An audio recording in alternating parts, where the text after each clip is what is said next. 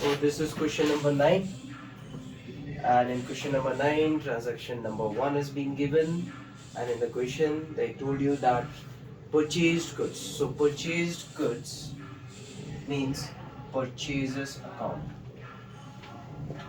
Okay, okay, from Jonathan Limited.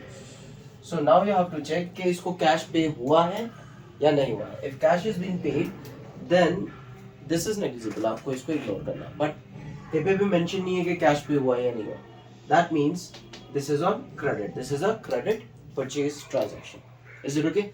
In this case, we have to maintain Jonathan Limited account. Jonathan Limited account. Okay, so we got two accounts. First account purchases account. Okay, Jonathan Limited account 2. Now this is from outside the state. From outside the state. That means what type of GST होगा? कैसा type का GST होगा? अगर same state से हुआ तो intra state होने से क्या होगा? CGST, SGST. कैसे याद रखना? आप जब रेस्टोरेंट जाते हो तो रेस्टोरेंट में आपको बिल दिया जाता है एंड चेक वहाँ पे क्या लिखा हुआ है? SGST, CGST लिखा होता है. ये समझ आ गया? तो इससे याद रहेगा SGST, CGST कहाँ पे आता है? सेम स्टेट में. आप भी उसी स्टेट के हो और वो जो रेस्टोरेंट है वो भी उसी स्टेट का है. तो buyer and seller both are from the same state, तो वहां पे क्या पे करना होता है? CGST, SGST. ये डिफरेंट स्टेट है फ्रॉम आउटसाइड द स्टेट. यहाँ पे क्या पे करना होगा? IGST. और क्योंकि ये परचेज के ऊपर है, सेल के ऊपर नहीं. हम लोग कुछ सामान खरीद रहे हैं, we are buying something for the business. समझ आया? So this will be input IGST. This will be input IGST. अगर हम लोग सेल कर रहे हैं फिर हम लोग अगर GST कलेक्ट कर रहे हैं then in that case output GST. So this is input GST account. 3 account हो गए. Okay, and less. अब क्या है? अमाउंट कितना हुआ दिया हुआ है? The price of the equipment which we are purchasing the goods, the value of it is 1,50,000. This is also called the market price or marked price. I have written marked price क्योंकि market price तो ये हो जाएगा. Discount दिया है इसका मतलब क्या है? कि वो मार्केट प्राइस है. Is it okay? That's why I'm writing marked price. कि प्राइस कितना मार्क था उस पर्टिकुलर कमोडिटी के ऊपर. ये ठीक है? Okay, so I'll write here. Working note करना पड़ेगा. Less discount. हमें 1.5 लाख पे नहीं मिल रहा. We are getting discount also. So we'll reduce discount. How much discount? They said at the rate of 20%. So mark price पे less 20% discount. ठीक है? So 20% of 1,50,000 will be 30,000. Clear है ये? Okay. That means हमारा जो purchase price होगा when we are purchasing, the price for us is 1,20,000. 1.5 lakh का सामान था, डिस्काउंट मिला 30. Okay? So the price became 1,20,000. That became the purchased price for us. याद है? क्लियर है?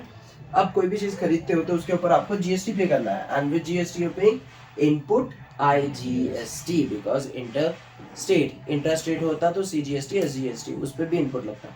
ये क्लियर है? ओके, ठीक है.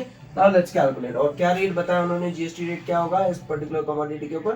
12%. सो 12% of what? Not this but the purchase price. ठीक है, और परचेज प्राइस है 1,20,000. सो 12% of 1,20,000 gives you 14,400. क्लियर है? ओके. अब ये प्राइस तो पे करना है और GST पे करना है. So all together you have to pay both the amounts. That is 1,34,400. ठीक है, पे करना है. पे नहीं किया in the question it is not given कि आपने प्राइस पे किया है या नहीं पे किया है. So since the price is not being paid, we have to consider this as credit purchase. Hence the seller's name or seller's account have to be maintained. Is it okay? और यहाँ पे मैंने credit लिख दिया Jonathan's account here. Okay? एक और account आ रहा है discount. ठीक है, ये जो discount है ना 20% price, ठीक है, ये discount है. So this will be for us. हम लोग को discount मिल रहा है. तो जब भी हमें discount मिल रहा है, हम लोग कुछ खरीद रहे हैं तो that becomes discount received account. ये क्लियर है? Discount received account. हम लोग डिस्काउंट रिसीव कर रहे हैं. इन केस अगर हम लोग सेल कर रहे हैं और उसके ऊपर हम लोग डिस्काउंट दे रहे हैं तो it will B discount allowed account. क्या होता है? डिस्काउंट अलाउड, अगर हम लोग डिस्काउंट अलाउ कर रहे हैं हमारे सेल पे, कोई हमें डिस्काउंट दे रहा है तो it will B discount received. ये समझ आया? So discount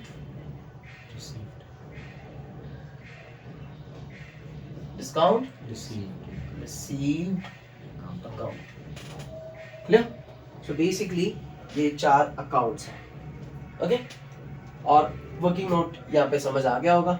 okay, so price था 1,50,000, हमें डिस्काउंट मिला 30,000, हमें प्राइस देना है 1,20,000, उसके साथ देना पड़ेगा जीएसटी मिला के हो गया 1,34,400। क्लियर है? और ये हमें पे करना है जोनाथन को, जिसमें से जोनाथन को सिर्फ मिलेगा 1,20,000 और जोनाथन को आगे फॉरवर्ड करना पड़ेगा ये जो जीएसटी अमाउंट है। ठीक है? ओके, क्लियर है? वो टैक्स अमाउंट है उसका नहीं। ओके, सो परचेज वैल्यू, हमारी परचेज वैल्यू जो है क्या होगा, वो 1,50,000 होगा, 30,000 होगा या 1,20,000 होगा, या फिर 1,34,000 क्या होगा? तो हमारा जो परचेज प्राइस है, जो गुड्स का जो वैल्यू है वो है 1,20,000। वो क्या है? 1,20,000। जीएसटी का जो अमाउंट है वी हैव कैलकुलेटेड 14,400। ये समझ आया? ओके, ये सारा पेमेंट किसको करना है? जोनाथन को। सो जोनाथन को मिलेगा टोटल पेमेंट 1,34,400। ठीक है, और हमें डिस्काउंट मिला था तो we have to include it, और ये हो गया हमारे लिए 30,000। ये क्लियर है? ओके, याद है? क्लियर है? ओके,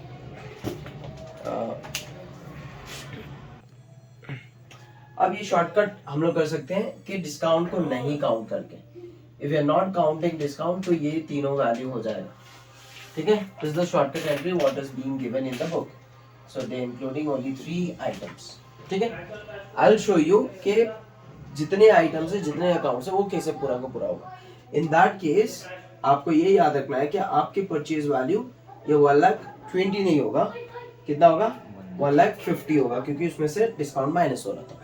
तो अगर आपने यहाँ से काउंट कर लिया तो ठीक है, ये 3 अकाउंट हो गए। बट अगर आपको डिस्काउंट भी लेना है then you have to count 1,50,000। ये समझ आया?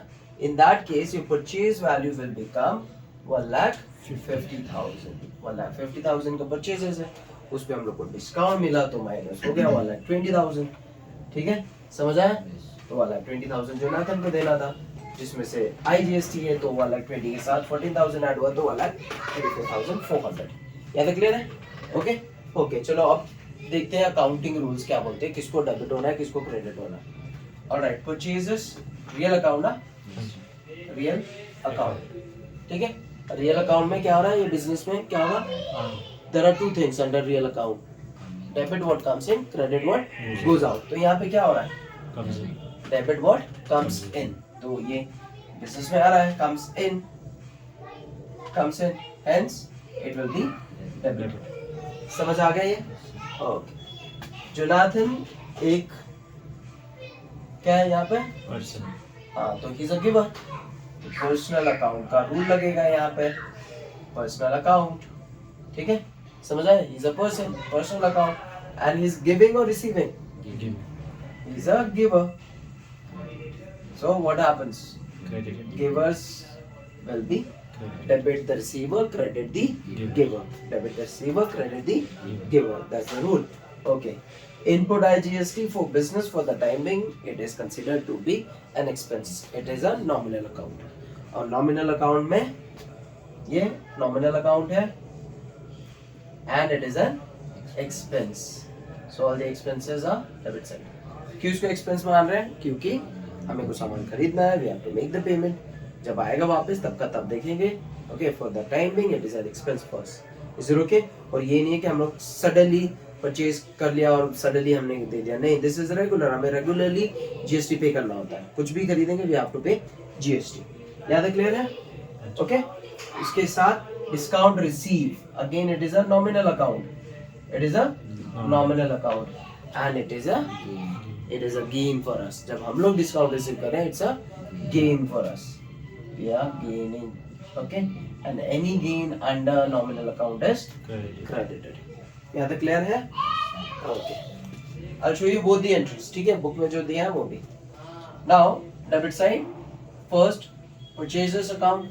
Okay, so we'll write purchases account debited 1,50,000.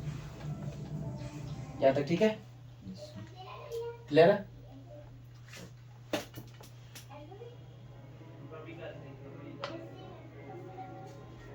और क्या डेबिट है? और यहाँ पे IGST input IGST account, this is also debit.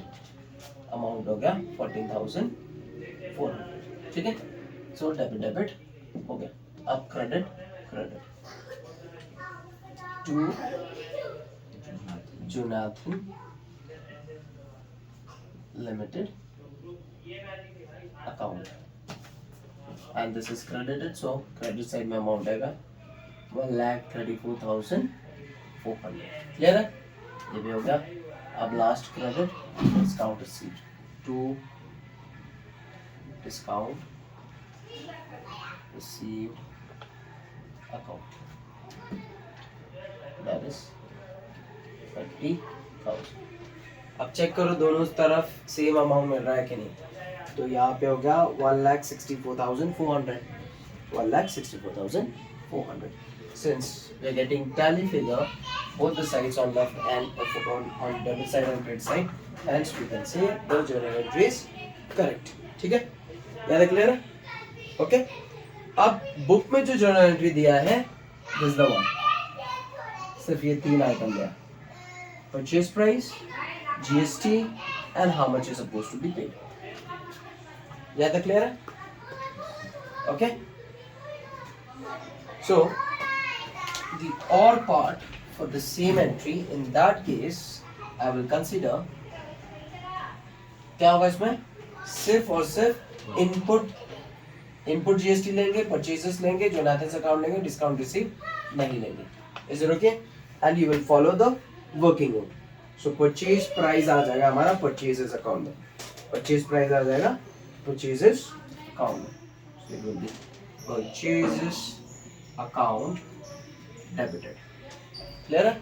और इनपुट IGST आ जाएगा, इनपुट IGST अकाउंट आएगा, this will be debited. Okay. And Jonathan को पेमेंट करना है, so we will pay later on. Jonathan Limited.